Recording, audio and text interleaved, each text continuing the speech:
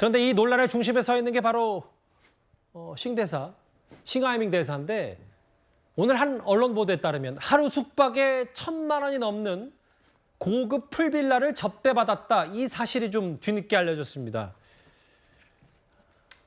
사실이 맞다. 그리고 환대 답례로 제안했다. 일부 중국에 진출하는 기업으로부터 싱대사가 접대를 받았다는데 이게 좀 논란이 좀 되는 거죠?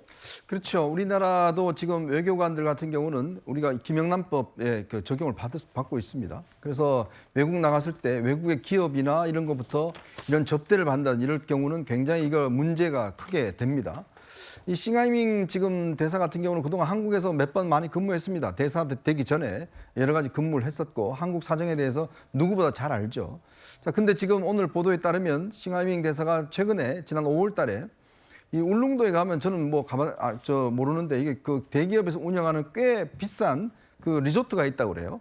저기에 뭐 연박을 주로 하는데 그 하루 숙박료가 한 1,000만 원이 된다고 그럽니다.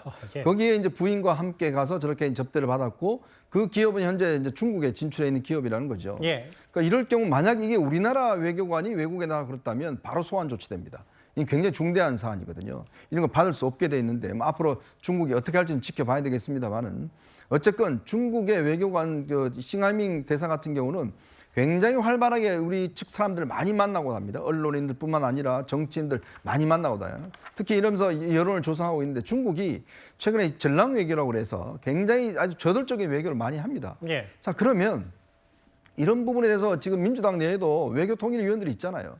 중국의 이런 행태에 대해서 잘 알 겁니다. 어떤 식으로 싱하이밍이 움직이고 있는지를 예. 잘 알 거예요. 자, 그런데 그런 상황에서 버젓이 중국 대사관 관저에 초청돼 가서 그것도 모든 모임들은 보면 다 비공개로 하는데 생방송으로 30분 동안 합니다. 도대체 이게 지금 정부로부터 계속 불허외교다 외교 못한다고 그러는데 도대체 지금 민주당은 기본적인 외교에 지금 ABC라도 알고 있는 건지 그런 의문을 가질 수밖에 없어요. 예. 그러고 나서도 본인들은 잘못한 게 없다고 그러니까 참 기가 막힐 지경이죠. 싱대사에 대해서 하루 숙박에 한 1,000만 원 정도 고급 숙소에 접대를 받은 얘기까지 하면서 뭐 싱대사 자체에 대한 뭐 리스크 혹은 여러 의혹 제기들이 덩달아 나오고 있고 이재명 대표에 대한 비판, 여당의 목소리는 점점 높아지고 있습니다.